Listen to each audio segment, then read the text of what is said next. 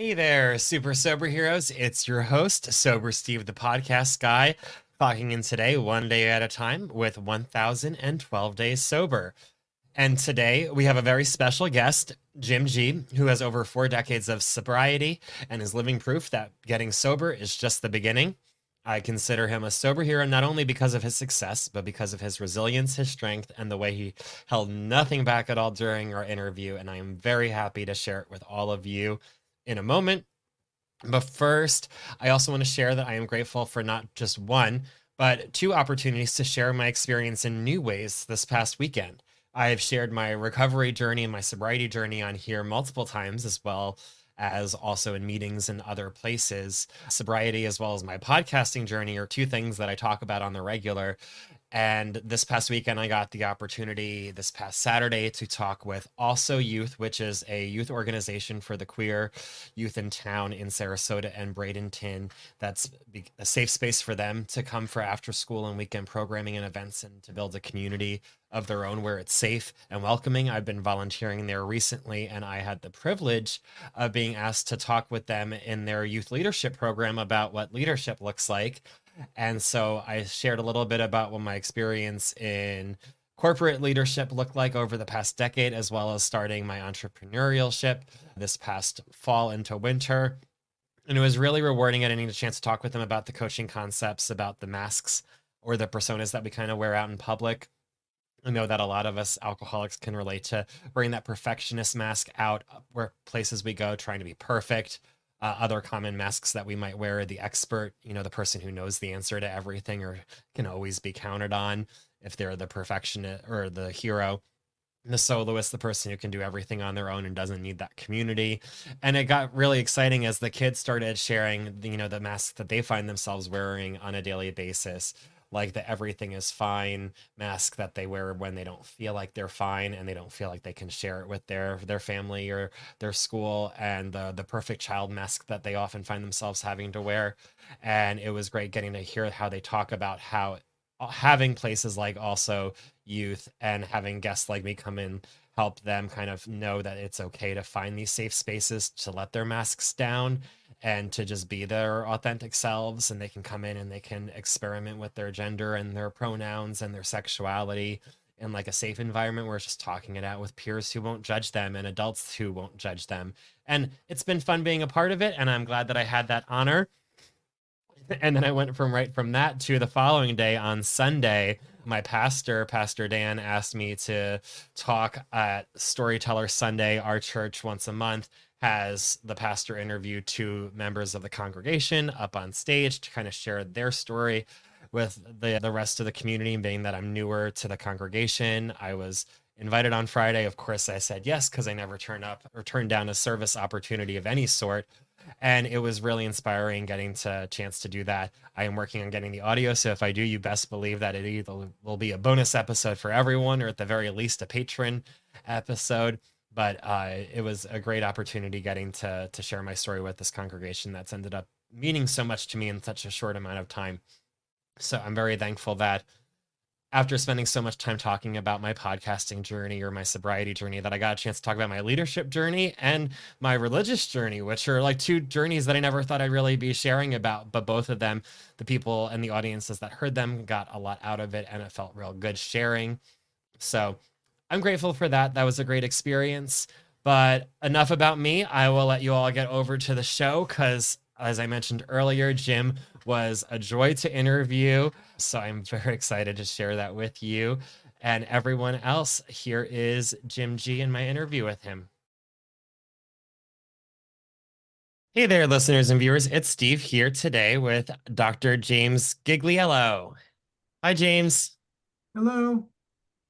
And why don't you introduce yourself to our listeners and viewers? Well, my name is, I prefer being called Jim. I Jim. don't Yep. think having a PhD makes me special other than the fact that I jump through a lot of hoops. I All think right. it separates people who have PhDs from those who don't. I stuck it out.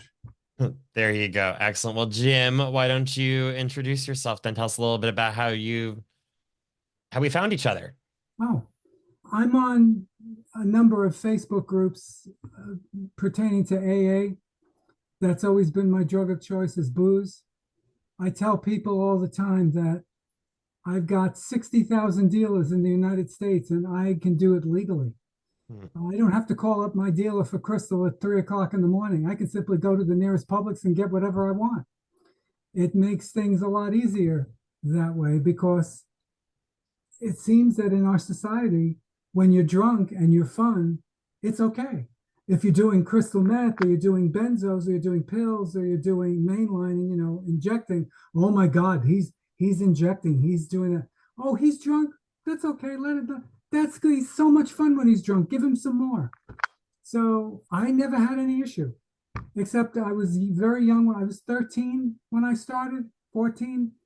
And that's a funny story, how it got started. It's really actually very funny. Tell My me more. uncle, my uncle used to work on a liquor truck, Mhm. like Capital Liquors. And I don't think the company's in existence anymore. And he used to drive the truck. And every now and then a couple of cases would disappear. And I don't know how they got into my mother's house. I was 12, 13 years old, and there's all this liquor.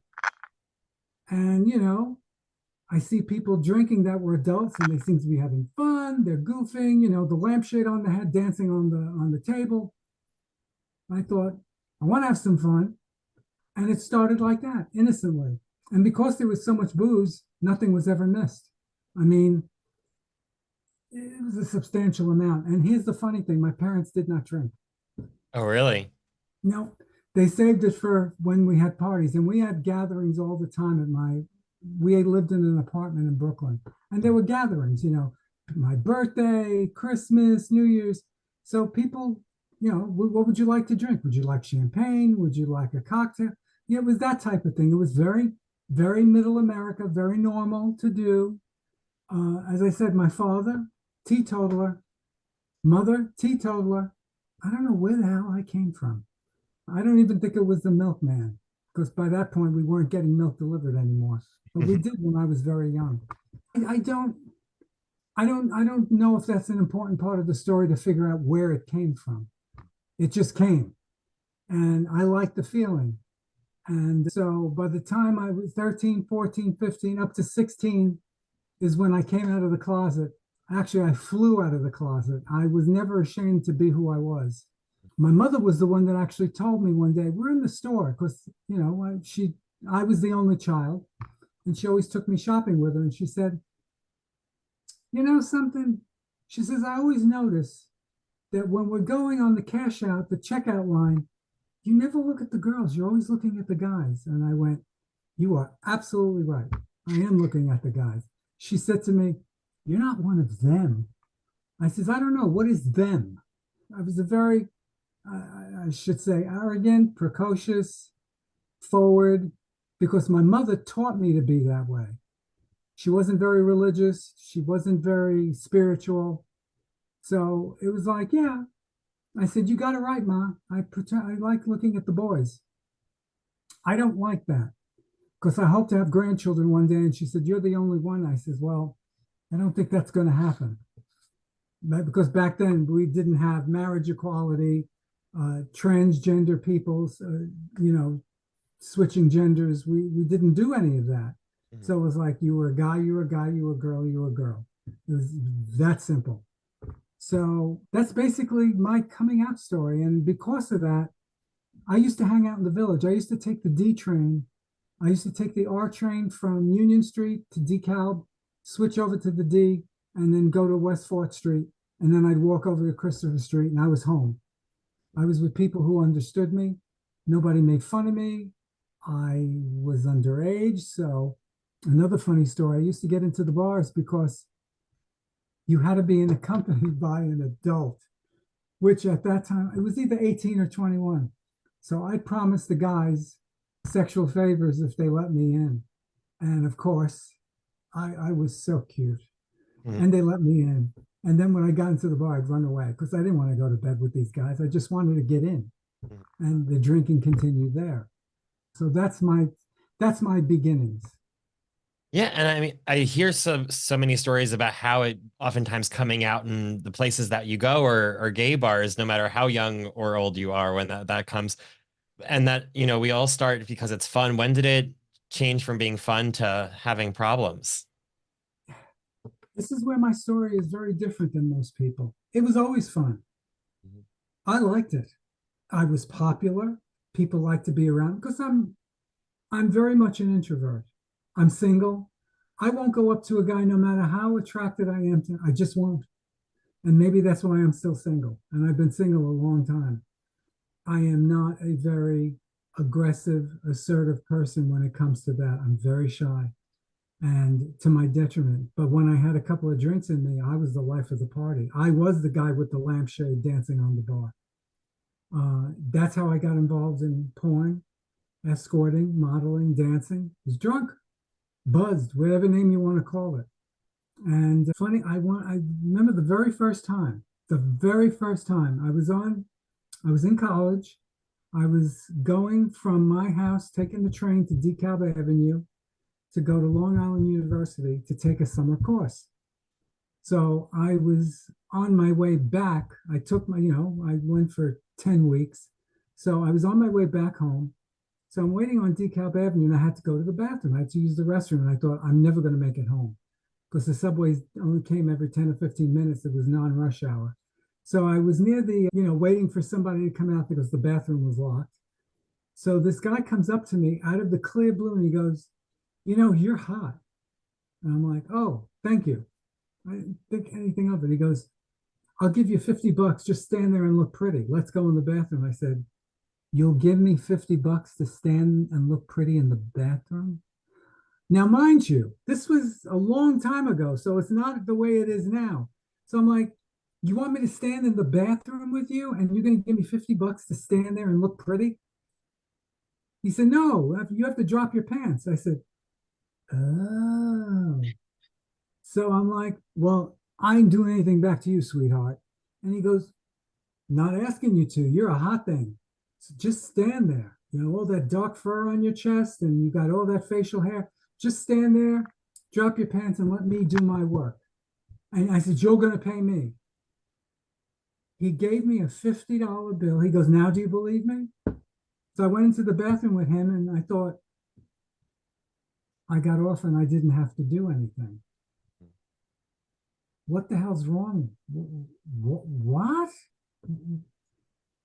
So I thought maybe I could do this again. So I would normally, because my classes were in the evening, so I'd normally wait by the bathroom at the same subway stop on DeKalb Avenue. And not every time, but every so often, a guy would come and say, you're looking pretty. Do you think maybe I could? And yeah, I says, it'll cost you $50. Is that all? I'll give you 75 if you have intercourse with me. I said, now, God's honest truth. What's intercourse? What are you talking about? Well, he goes, you would put in my, I said, you want me to put that in there? I said, that's dirty. He said, no, I'm cleaned out. I said, you're cleaned out. I'm hearing all these terms at 16 years old that never heard before. Yeah. So I'm like, oh, that's what you did. Okay, yeah, we could do that, but I want my money up front. I paid for 2 semesters worth of books. Remember, everything was a lot cheaper back then. Yeah. So I'm like, I could probably pay my tuition doing this. And I'm not going to, you could probably find out what school I went to. But boy, if they ever found out, but again, it was a long time ago. I'm like, hey, what the hell? So I did.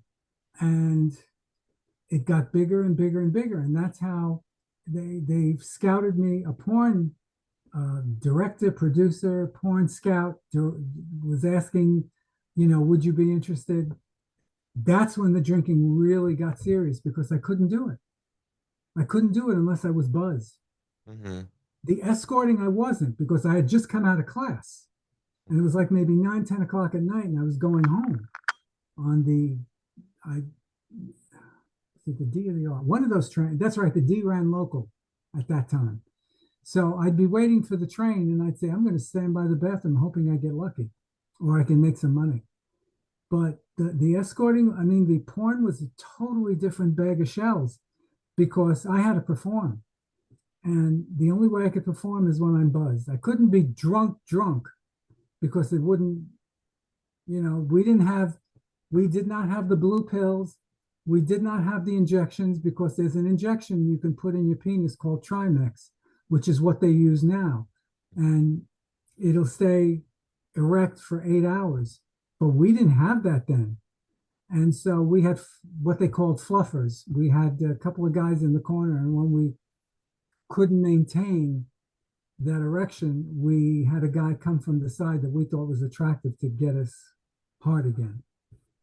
And we didn't have all these fancy stores to have the rings and the this and the that. We simply took a shoelace off the sneaker, tied it around our goods, and that kept us hard. A shoelace. I mean, I guess that would work, but I never would have thought of that. Shoelace. It was very effective. I have been known to do that with a couple of guys, except that if the shoelace is really long, like 4 or 5 feet, with the big lace sneakers, and make sure you get the flat one, not the round. The round lace is no good, the flat. And you get 4 or 5 feet of that, you can tie the guy's hands to his boys. And you can kill 2 birds with 1 stone, actually, if they like to be tied up. But that's a whole other story. So that's how I got involved in porn, but I was always drunk. And they were very willing. Jim, what do you want? My 2 favorite drinks were Long Island iced tea and rum and Coke, but it had to be Jamaican vanilla rum. And they made sure that they had that for me. A couple of other guys would do mushrooms. And, back then the drugs, we didn't have fentanyl and Flocka and crystal meth. It was basically uppers, downers, mushrooms, speed, booze, pot. Pot was useless for me. It would put me to sleep. You give me pot, we're not doing any movie. So I made over the years 16 movies, and I made 1 sober just to see if it's something I still wanted to do, and didn't want to. But the escorting I kept up with. The money was too good to give up. And I was still hot. I was still hot at the time. Yes. Well, I mean, when did sobriety then become part of your journey? April 2nd, 1980. Okay. Tell me what happened then. Oh, now this is when it became not fun. It was March 31st, 30th. Again, I don't remember exact. I was raped. I was in the city, blacked out. By this point, mind you, the drinking had progressed to blacking out, liver problems, memory problems. Mind you, I'm 25, 26. I'm not, we just saw the Wendy Williams expose with the drinking and how she's getting issues with her memory. I was in my 20s. I wasn't in my 60s like she was. She is. So if you think that you can't have problems when you're in your 20s because you drank too much, think again. So I was in the city. I was in the village, as I always was. That was my place. And the next thing I remember, I was on the train heading back to Brooklyn. I don't know how I got there. I knew something was wrong because I was actively bleeding right through my pants. And it was still cold out. It was the end of March. It wasn't frigid, but I went like this and reached down, and I went, oh my God. And I didn't panic because it was 4:35 in the morning. And I thought, I can't tell my mother and father. I can't. I was living at home. I can't do this. So I thought, shut up, it'll go away. Thankfully, because I was young, it did. I don't know if that happened now, what would happen. But it was really, really difficult. And I thought, I could have died. They could, whoever, to this day, I don't know who did it. Them, him, whomever. I thought they could have killed me. They could have killed me. I don't know how I got on the subway. I don't know who paid for my token. I know nothing. Now, mind you, there was a string of that before. because I used to get into Studio 54 for free. I used to go to Studio 54. I used to go to the Saint, the biggest clubs in New York. I used to get in. I was an A-lister because I was a porn actor and because I sold my body. Am I proud of that? No. And I sold my body because I didn't think I was good enough. I didn't think I was hot. I didn't think I was attractive. So I thought, hey, all these guys are going to want me. They would follow me down the street on Christopher Street. They'd follow me. I want to get with you, do to me what you did in that scene. Let's do this, let's do that. You're so hot. I would leave my husband for you. I would leave my boyfriend for you. I took advantage of all of that, and I broke up so many relationships because I had sex with these guys that were involved. And I went back and told the boyfriends when I would see them on the street in the village. The wreckage that I caused, it was awful. When they say tornado, they don't do it justice. It was earthquake. For me, it was an earthquake because I swallowed up as many people as I could and I didn't give a hell. Mm-hmm. I didn't care what I did. I didn't care for myself and I certainly didn't care for you. So that rape was my coming to Jesus moment. I thought I could die here, and I didn't want to die. As much as I didn't care about myself, I didn't want to die because I was my parents' only child. And I thought they lost a son in 1949. I had a brother that died way before I was born. And I said, they can't lose another one. I'm an adult. He was only 6. They would not survive it. I can't do this anymore. And I dried out by myself because at that time, there were no rehab centers. The Betty Ford Clinic, which was the first one, was founded in October of 1982. I was already 2.5 years sober. So I was from before the clinics and the rehabs and what they did to you. And this frightened me the most. What they did to you once you got into that state that you were in a stupor, they put you in a psychiatric hospital. That scared the living shit out of me. I don't know why. It frightened me because I figured once they got me in there, they were going to keep me there and they were going to find excuses never to let me out. And I thought I'd be there for the rest of my life. Seriously.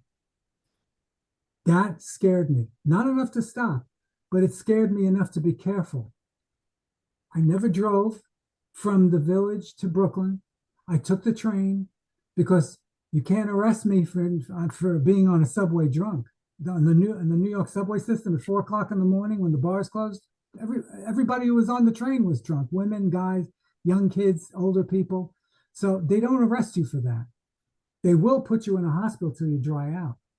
But that night, that specific night when I went home, I slept.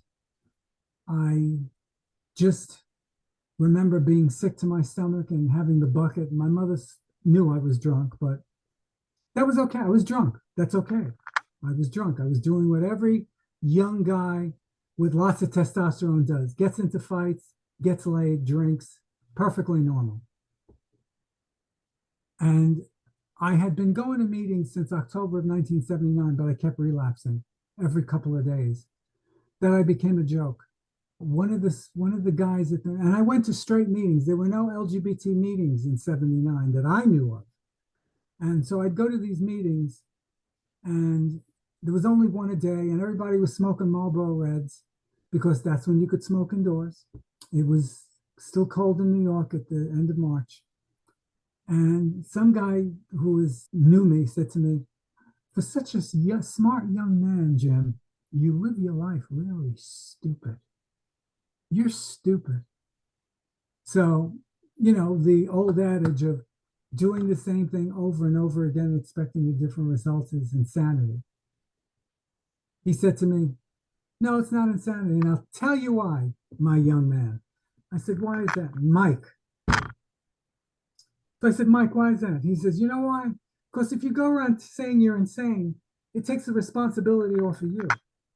Oh, I was drunk. I was insane. I was out of my mind. He goes, bullshit. You knew exactly what you were doing. You knew exactly about what you wanted to drink. You knew exactly where to go to get guys to buy you something. You were very manipulative. You weren't insane.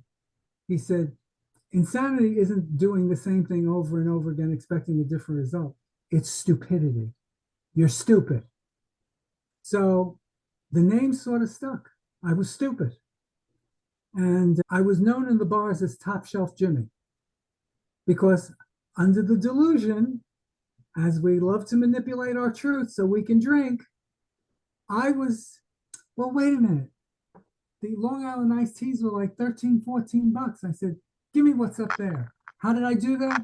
I was a dancer at the bars, on the bar, barefoot. Obviously, you can't do that anymore. But back then, I'd be in my underwear and I would dip my testicles into their drinks and say, now you can suck on my nuts. But that could cost you a couple of drinks. So I'd get my drinks that way. I never paid for drinks. Never. I wasn't stupid. So that's why I said to me, you're not paying for drinks. You know exactly what you're doing. You know how to manipulate these older guys to get them to do exactly what you want to do. And that's what I did.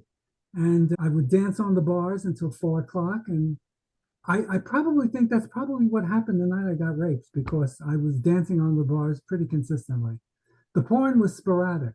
The escorting, I had to walk down to the West Side Highway.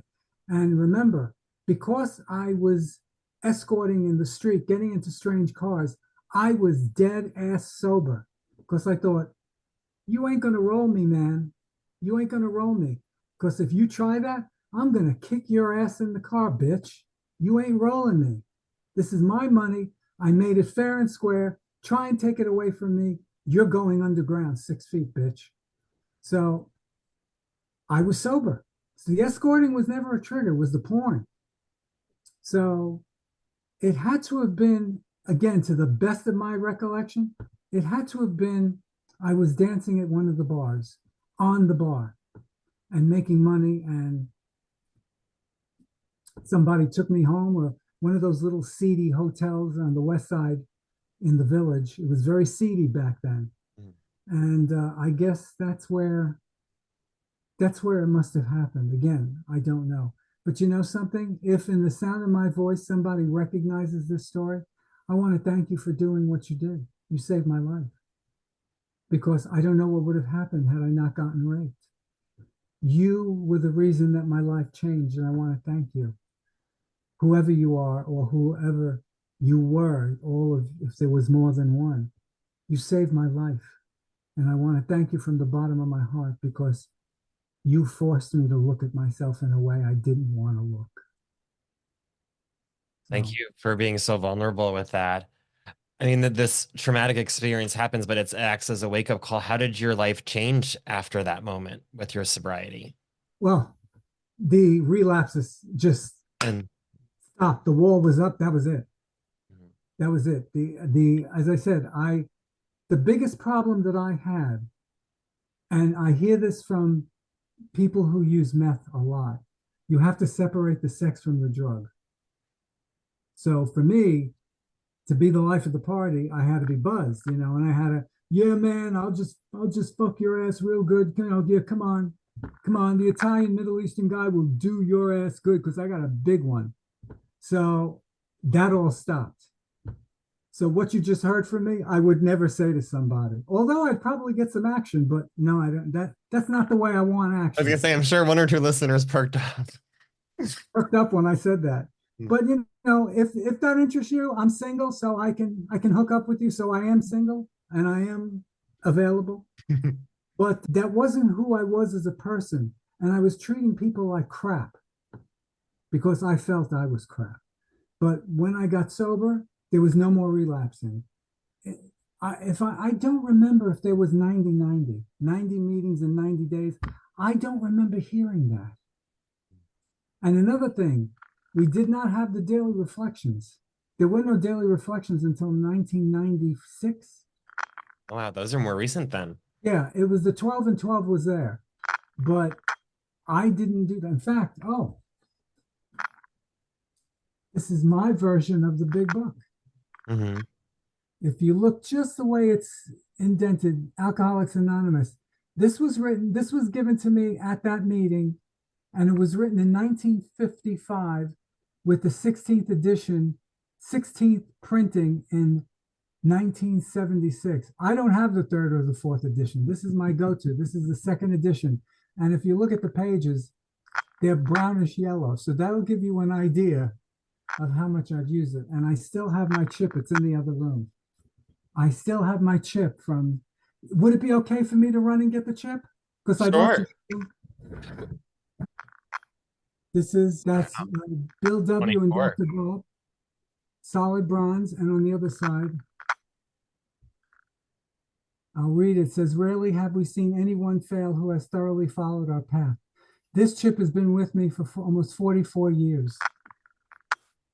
So I keep it with me in a little sleeve, and I have my 42nd 42nd anniversary, Beautiful. and no, that's 43. This is 42. Mm. You can hold it in a certain. Yeah. Got it. Nice. So I keep these with me to remind me. This is not something that goes away. This is something that stays with you the rest of your life. And 2/3 of my life I've been sober. So I am, as I said, when I was, wanted to show you I was able to separate sex from booze. It took me 9 or 10 months to separate because I felt that the only way I could perform, the only way guys would like me, the only way that guys would think I was hot was to be drunk. And so separating that was not easy. I was afraid to have sex because I was afraid somebody would say, let's go to a bar. Let's go to a bar. Oh, you can have one. I get this all the time. You can have one. 1,000 is too many and one is never enough. Yeah. So I don't drink. In fact, I had an experience last year. I go to my favorite coffee shop, which is right next to a nightclub / bar called Hunter's here in Wilton Manors. This younger man came out, buzzed, put down 2 drinks in front of me and said, "This is for you, Daddy. You're such a fucking hot man. So I wanted to get you these." Mind you, I had no idea who he was. And I said, "Why would you give an alcoholic 2 drinks?" He looked at me and he goes, "I am so sorry. Oh my God. Well, I'm in recovery too." So I simply looked at him very innocently and I said, "Apparently it's not working." Mm-hmm. Then he proceeds to tell me, "Well, I go to the 5:45 meeting, but I just go there for the hot guys and to pick up guys like you so they can take me home and fuck me."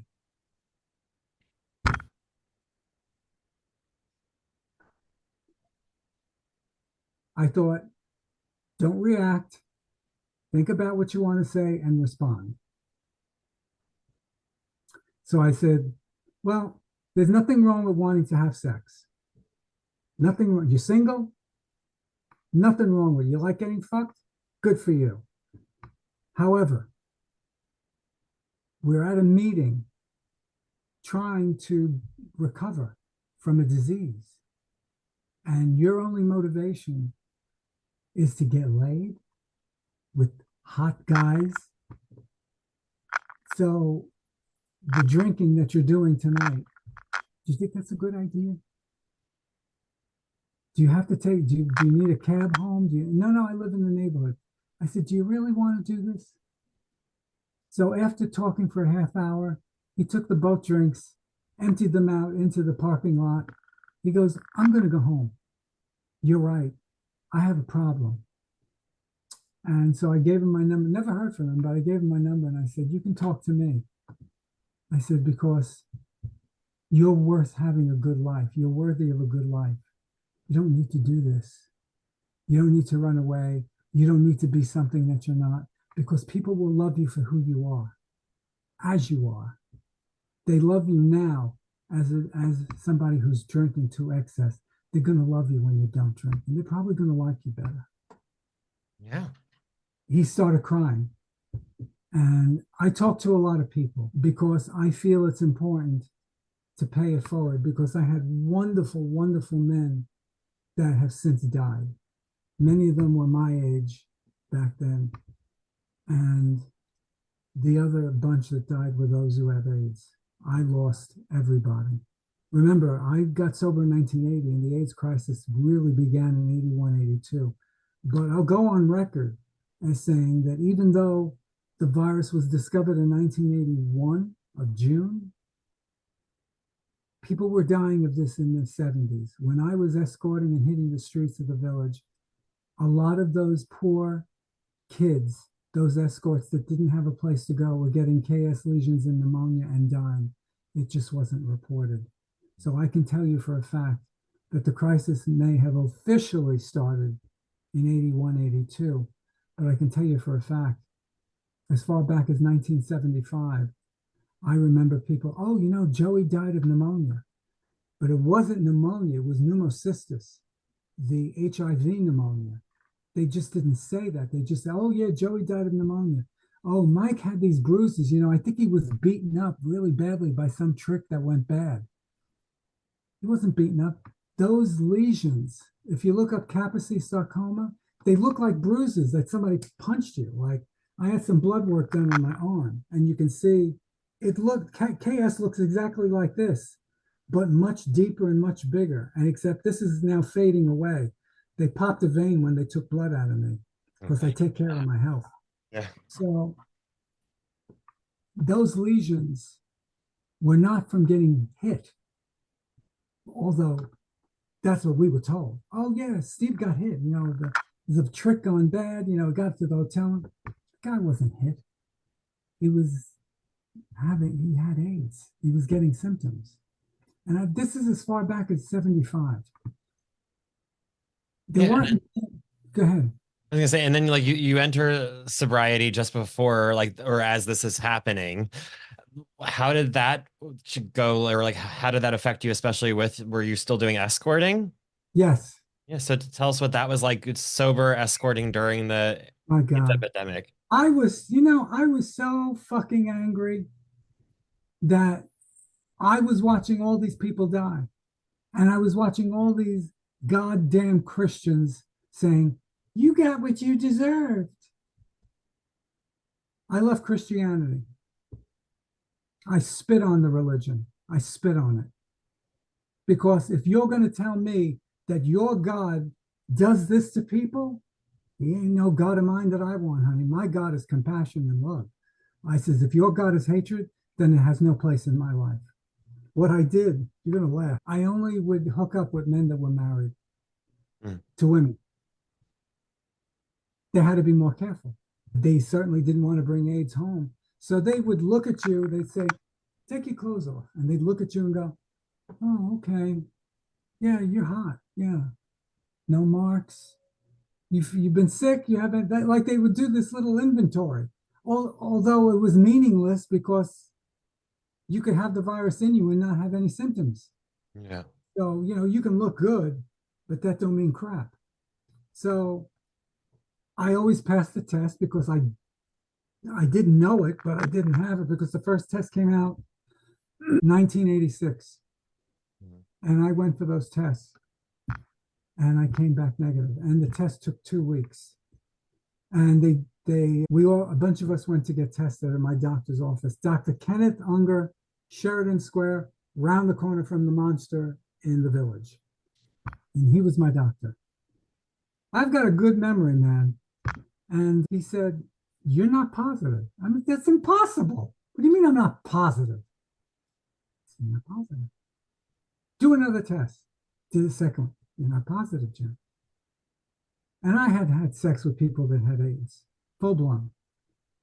I had their legs over my shoulders doing my things with the KS lesions right next to my face. Didn't get a thing. Still don't have it. I'm a unicorn, as I like to call myself, because it's such a mystical, magical animal, and it's very spiritual. And I am a spiritual person. I'm not religious. I don't believe there's a man with a white beard sitting in the sky going, you're going to be 100, you're going to get hit by a car, you're going to get pregnant at 16, you're going to get AIDS, you're going to get cancer, and you're a baby and you're going to make 6 months and then you're going to get cancer and die. No, I don't believe that. I believe that things are written and predestined the way they're supposed to happen. We have a choice that we can change certain things. We can't change genetics, but I can change my habits. I can stop. I still work out. I go to the gym 4 to 5 times a week. And I'm in good shape. I take care of myself. I eat well. I sleep. Oh, I sleep very well. and I exercise and I have good sex based on sobriety, based on what I like. I'm not interested anymore in trying to make you like me. I'm more interested in as if I like you. Where before it's, you have to like me. You have to want me. You have to want to go to bed with me because I'm worthless. You have to think I'm hot. I'll do anything for you to think I'm hot. No, I'm not doing steroids. I'm not hurting my body. I'm not going to drink. I'm not using meth, party and play. I'm not doing any of that stuff. I don't have to do that stuff. If I have to hurt myself to please you, then I'm not with the right person. And Yeah, I no, need, I definitely agree. I know that was big. I can relate to that because even before when I was single and having sex, it was very much about like anything to like me because I had no self-worth or self-value. And nowadays, the idea of having sex with someone else, it's like you get to have sex with me. It's not like I need to have sex so that I feel validated, but it's like a privilege to experience, the Jim show or the Steve show and that, you know what I mean? yeah. And I'm very happy to say at my age, I still have a very nice body. Mhm. Do I have a nice body for a 25-year-old? I'm not 25. I'm not 25. I have a nice body for me. I don't have a nice body because, well, I want to look like Steve. I want to look like Bill. I want to look like Joe. The only one that's going to look like Steve, Bill, and Joe is Steve, Bill, and Joe. I have a nice body for Jim. Mhm. And the equipment is still good. And it still works. And it still does what it's supposed to do. And Well, I'm grateful for that. And I don't need blue pills and I don't need injections and you because don't need shoestrings. I tell guys all the time, you know something, baby boy? If my dick doesn't work, it's not because I'm old. It's because my dick doesn't want you, and neither do I. Because if I want you, my dick is going to get hard. Mhm. So if my dick isn't getting hard, it's because you don't do it for me. Guys don't like to hear that. They like to make an excuse. Go, well, it's because you're older. It's because you can't get it up. I said, no. I says, I can get it up. Believe me. I said, I just don't want to get it up with you. And that may sound arrogant, but you know something? We addicts don't know our own worth. We don't know our worth. So we keep putting ourselves down and we keep putting ourselves in positions that make us feel like crap. And there's no reason to do that. You're worth being sober. You're worth everything on this earth. You are unique. You are a walking miracle. Many of us don't make it. You did. That's because you're supposed to be here and you have work to do. So get off your ass, stop thinking about booze, and do something for society. Do something for your community. That's excellent advice. Well, thank you so much, Jim. And do you have any other final thoughts for our listeners and viewers for now? Yes, Okay. always know that there are people out there that have gone through exactly what you've gone. Now, the stories will be different. My story is very unique. There aren't many guys in my situation that got where I got, to get a PhD and all that stuff. But we're all connected by addiction. And you know something? The fellowship saved my life. Those men saved my life. And they can save your life. But you got to give it a chance. It's not going to happen in a week. It's not going to happen in a month. It may not happen in a year. But you know what? If you keep coming back, it'll work. And even if you relapse, still come back. Because every time you relapse, you learn something new about yourself, just like I did.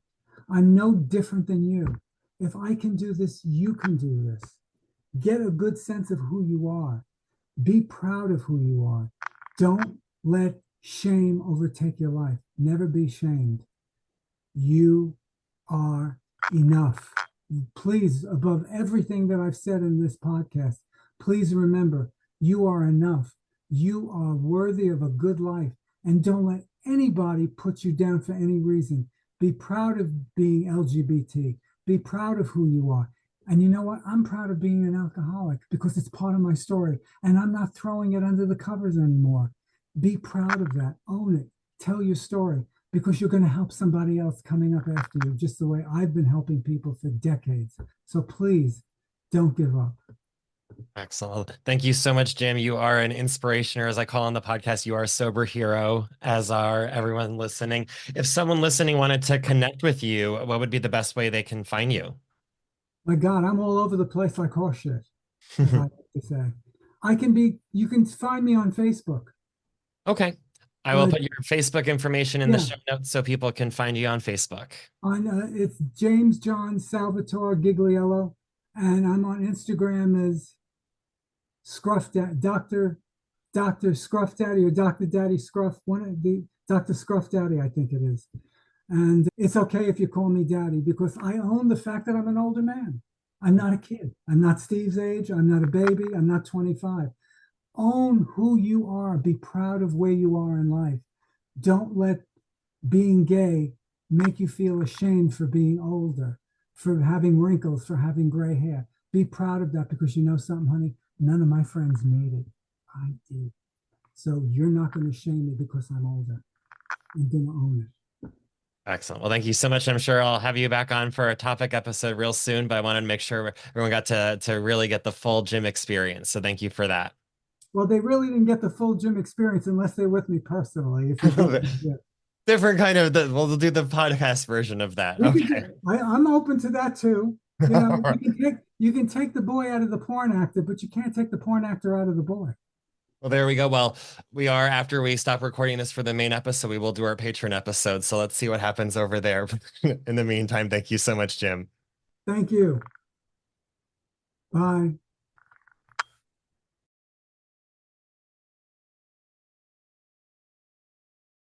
And we're back. Thank you, listeners. I'd love to hear what you thought of this interview with Jim, as well as what's keeping you sober today. You can engage with us on all the socials at Gay A Podcast.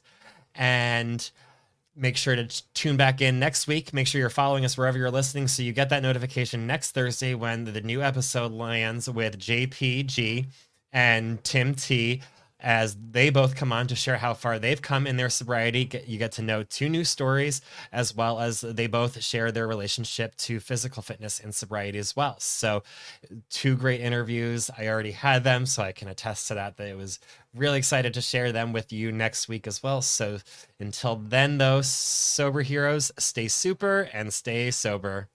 Bye.